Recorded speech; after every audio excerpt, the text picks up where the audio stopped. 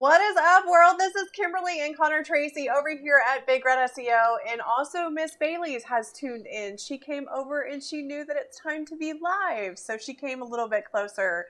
Hey, we hope you're doing fantastic on this Friday for this episode. Today, we actually wanted to talk about something that we work with clients all the time with in the SEO world, right? As well as those that reach out to us in prospecting. It's about like optimizing your actual content inside your website. And if you've joined us before, you know that there's no magic behind the curtains in what we do, right? Like while we want to try and make SEO super sexy and super exclusive, like we're the only ones that know it, that's actually not the reality, right? The things that we do every single day, you can actually do yourself. And a lot of times people hire us not just for our expertise, but it just comes down to they don't have time to do it, right? And so they just want to know that they're taken care of and that somebody else can. However, if you are that DIYer that actually wants to do it yourself, so maybe you don't have the budget to hire an expert like us, or you just have time on your hands, which a lot of people do right now, this is going to be the episode that you're going to want to pull out a piece of paper and take some notes, because Connor created a great article about like ways to optimize. Did you put my name on it? Connor did not. So this is actually an article that you had written previously. No. Yes. Yeah? Yes. No. I tweaked some of the information in it, but no, this article was actually one that you had written. And now you know how our system works. So no, like it's okay. So when it comes to optimizing content, so like a lot of times people put content in their website when they first start, they're like, well, what should I write about? How should I write about it? I would say very first step, figure out what you do, what's your elevator pitch, right? But then also sit in the seat of your potential client and or your existing clients, right? So your lingo, our lingo in-house, is going to be totally different than the lingo we would use out in the public, right? Oh, yeah. We can find that we can overwhelm people pretty quick and pretty fast by using specific language, which makes people like not even want to do it in the first place, right? So start there. When you're writing your content, I would say narrow down what's the page about, what's the service about, what's the product about. How can you actually create a very good end user experience where you can actually offer them, or actually not even offer, you can actually articulate what's their problem and how are you going to provide a solution, and what's the next problem and how are you going to provide that solution, right? Because people don't just buy just to buy, right? There's usually a problem and a solution. Even the T-Rex t-shirt Connor showed me last week that I ordered, there was a problem in the fact of, I'm like, I kind of outgrown a lot of my t-shirts. They just don't feel as fun and as warm and fuzzy. I'm in the market for some t-shirts. So then he sends me t-shirt links, right? Right. And of course, I sent her t-shirt links, and all Kim said was, well, I want to see more. Like, that website was not structured very well. The person that happens to sell the t-shirt that we looked at, they only sell one of these images. So therefore, there were no other images that were like-minded images. Right. Casey's joined us. Hello, hey, Casey. I'm glad you like the shirt. I am. Check out the website. It's Connor's new project he's working on. He's super excited about it. I have some work to do on it, but yeah. Kim has not touched the design aspect yet, so don't judge him too hard on that one.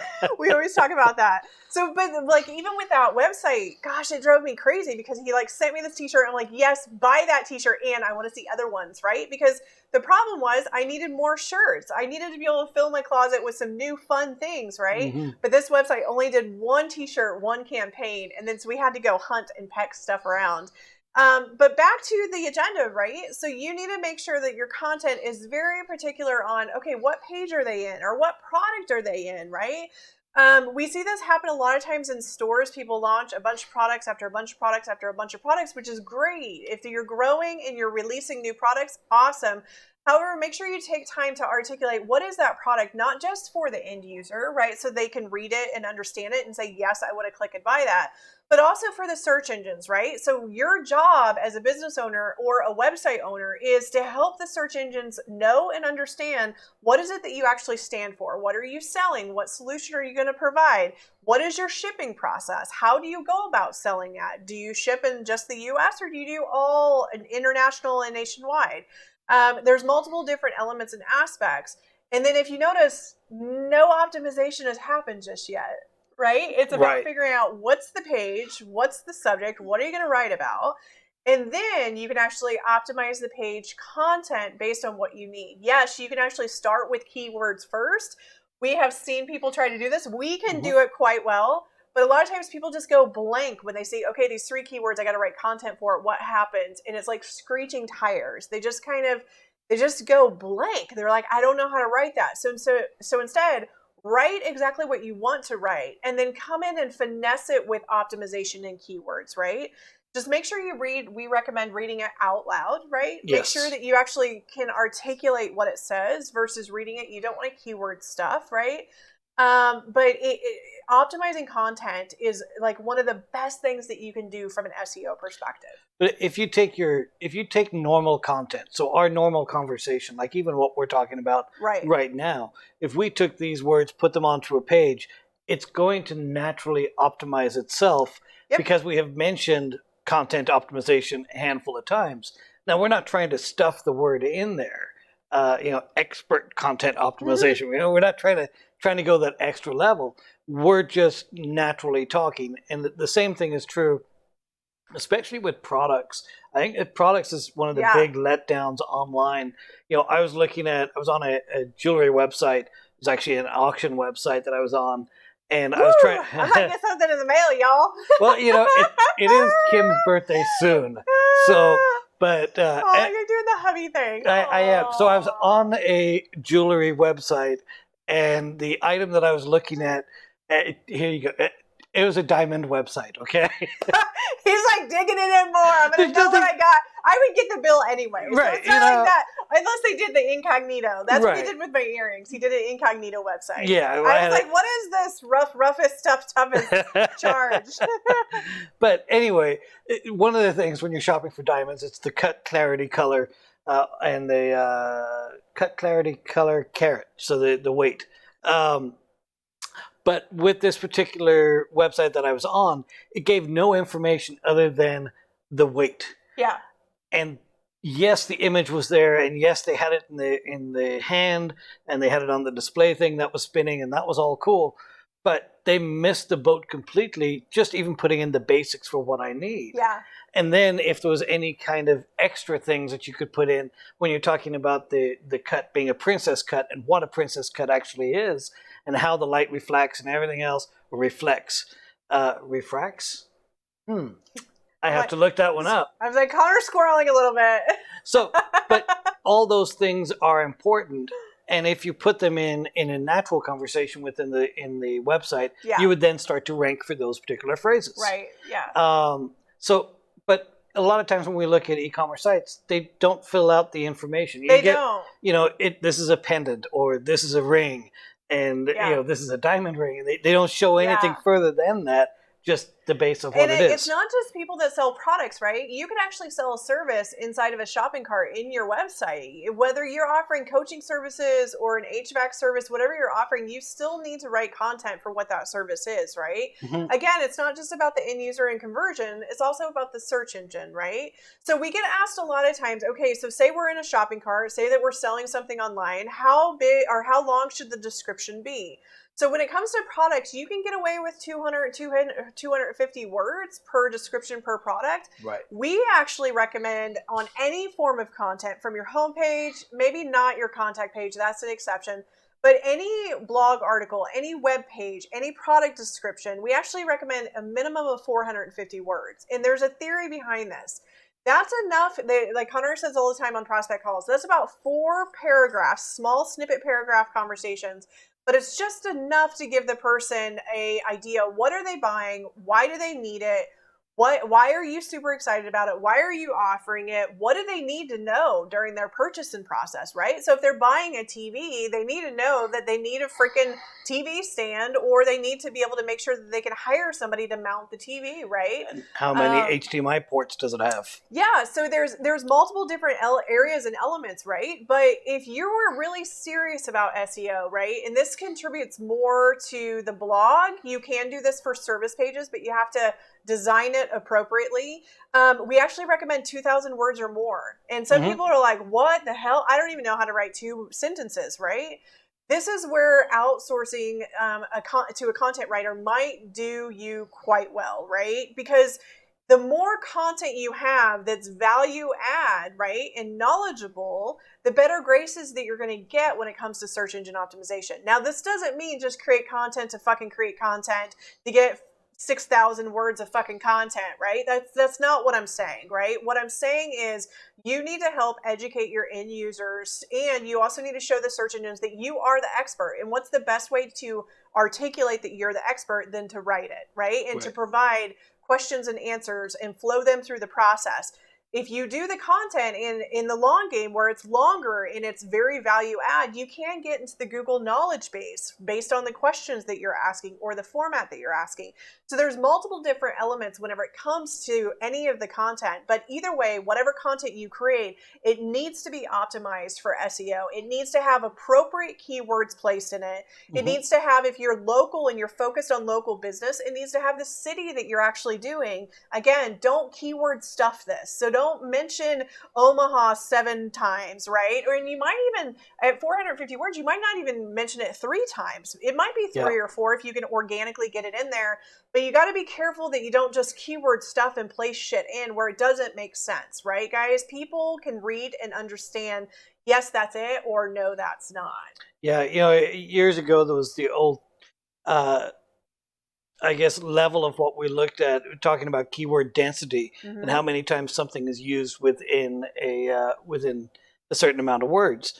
And the density thing that we always went after was between 1% and 3%. Yep. Now, this is old school SEO, so don't do this now. But if you were to go with a 3% rating, for example, that means for every 100 words, which is every 5 sentences, you've mentioned your keyword at least 3 times, or your key phrase.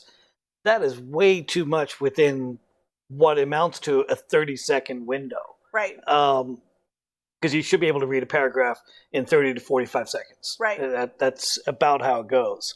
You had mentioned doing the long form content, doing 2,000 words.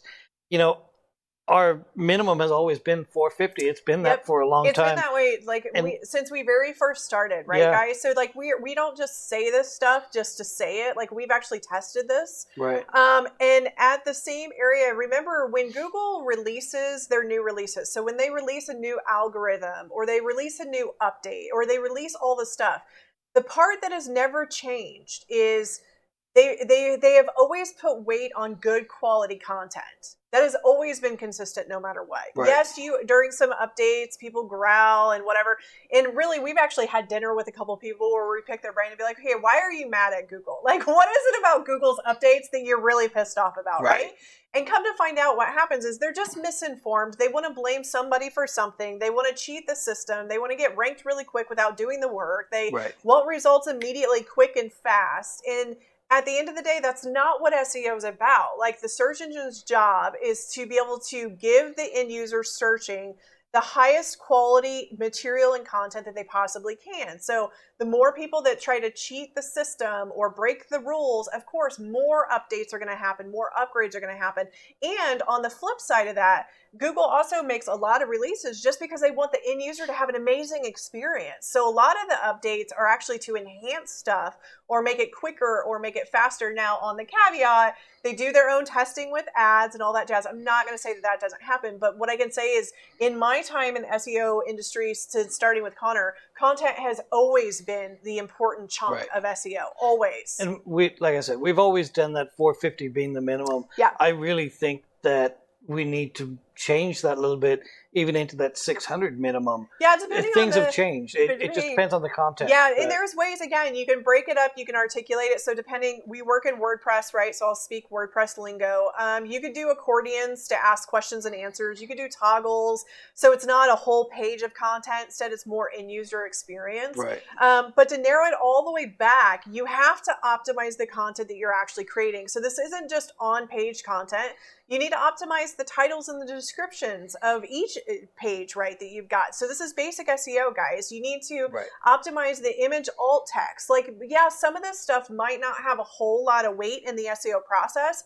However, we have tested time and time and time again, the clients that we do all of this, even if it's say, oh, that's not important in SEO, it has helped. It has helped people get ranked. Right. So stay consistent and have a process and a procedure that whenever you go to create a brand new page of content, that you have a bullet point list of, okay, did I do this? And did I do this? And did I do this? And then don't just set your website and forget it. Come back once a quarter or once every 6 months and revise the content. But here's the key. And we just had a client do this. And we had to tell him no. And then he said, well, I want it anyway. Right? So if you have content and you're ranking really well, be careful what content you actually edit and change and adapt. And remove. And remove. So don't just create content to create content, because you could actually plug and remove the very thing that's getting you ranked. So with this strategy, what we recommend is if you want to change the content in that page to sound more fresh or information, figure out how can you take that content and convert it into a blog article and tuck it into your blog and then put new content on the actual service page. So, and I get it from a business owner's perspective. Yeah. You're looking at your website and you visit that website every single day or every couple of days for a year. Yeah. And in your head, you're just thinking, I have to change the content.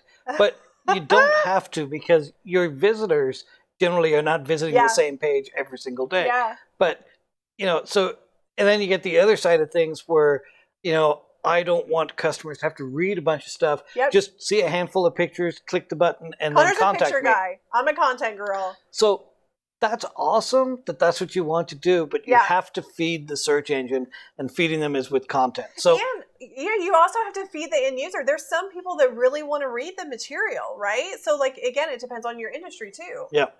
So like for SEO, people want to read the material unless they want to just hire someone, right? And if they just want to hire someone, they just want to click and call. And the people that just want to hire, they pick up the phone and they call us. And they're like, all right, tell me the shenanigans you guys are up to. What do you have? What do you do? I went on your website. I loved your pictures, but I just wanted to talk to you. I just decided to call directly, right? Right. So behavior focus as well. So we've got your mom's on. Hey, Ann, thanks for joining in. Carolina tuned in. We've got Jason over in Ireland. Welcome, welcome, welcome. Hey, guys. So what else would be important to know? Getting into the actual optimization of the content itself. So it's one thing to say, make sure you get your keywords in there, make sure you get whatever content in there, make sure you have enough content so that it doesn't dilute against the search engines and stuff.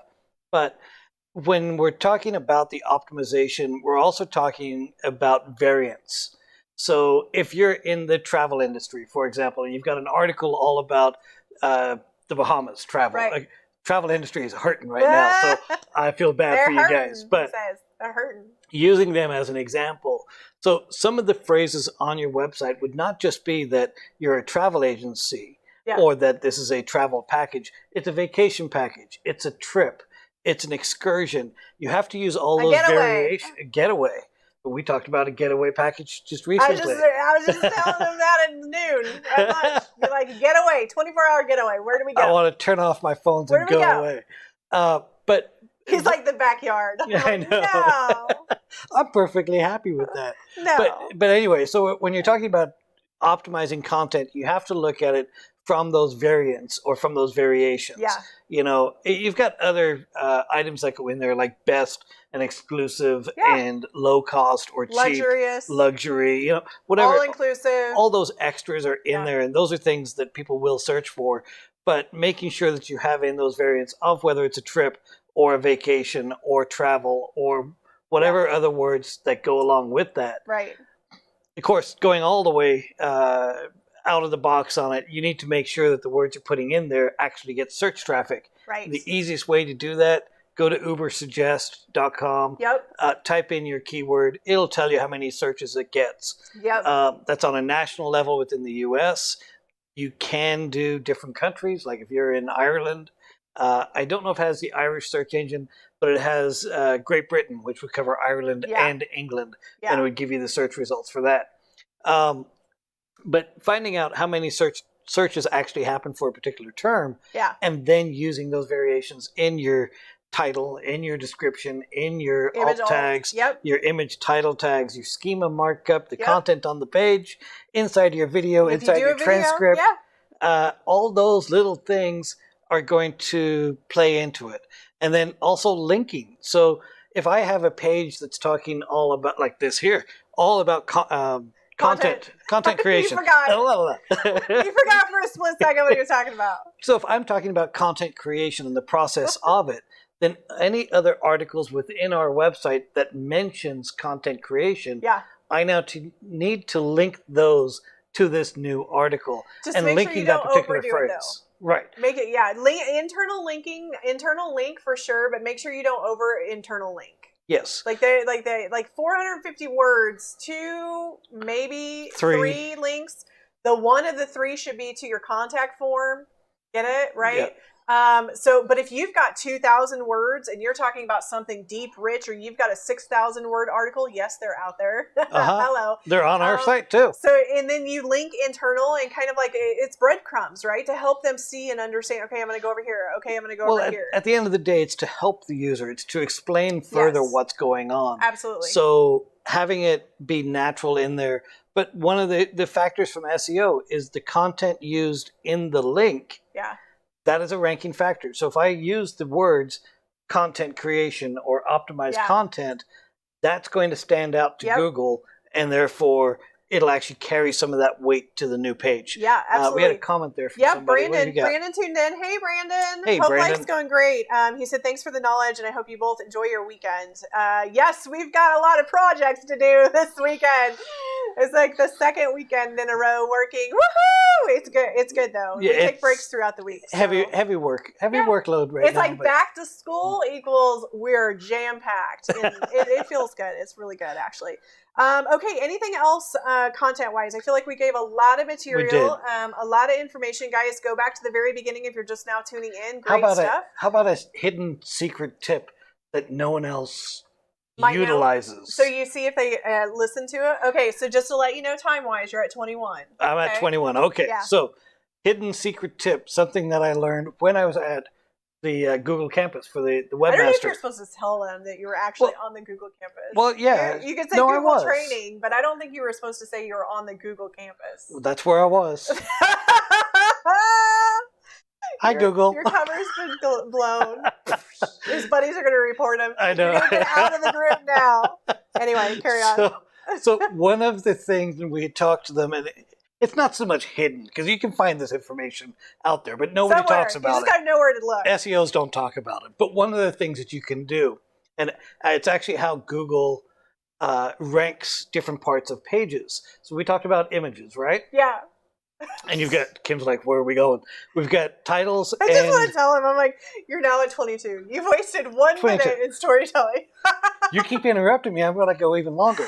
And then I have to cut the video off. I know. That's... So anyways, so you got your title and your alt text, right? So one of the other things that help in the ranking factor of those images is the content that's actually around the image. Yeah. So the first sentence and the last sentence before that image plays a factor in ranking. Now that's different than an image caption. Yes, that's not an image caption. That is just content. So the content... It's kind of like comes and hugs the image, right? The last sentence of the previous paragraph, and then the image, and then the first sentence. Yeah, if you left align an image, that content to the right of it is going to influence that image. And the title and the alt text from that image influences the paragraph that's I know who's probably taking notes right about now. I know a handful taking notes right now. But that is one of the things that is not really talked about in the industry. Yeah. And it's also when you're looking at things, it's not necessarily how things are structured inside of your source code. Right. It's actually the rendered page, the rendered version of your site. Yeah. So when it renders out in mobile, that text may be in a different spot, or you're hiding that text. And if you're hiding it, you're not getting any bonus information. Yeah. So there you go. Quick little tip. Be careful with hiding things, guys. It's not always good. So, that was a really good tip. No, there you go. I think there's social media stuff down there. I think that's it. Connor had a goal to be done within 25 minutes, and he's 2 minutes short. So good job. I mean, 2 minutes long. You have 2 minutes left. I don't know. The camera's going to turn off either way. All right, perfect. Well, thank you guys so much for tuning in for the subject about content optimization. If you have any questions, feel free to let us know. Connor did reference Ubersuggest, so he will drop the link in there. It's a free tool. We love using it. We don't get a commission. We don't get an affiliate. It just post is something that we use every single day. It's a great surface level tool. Yeah, it's really good. It's a really, really good tool. But other than that, we wish you guys a great weekend. Make a backup. Make a backup. Make a backup. It's the end of the month. Make a backup. Make a backup. He's going to become a make a backup bulletin board soon. All right, guys. Thanks so much for tuning in. Chat soon. Bye. All right, see you now.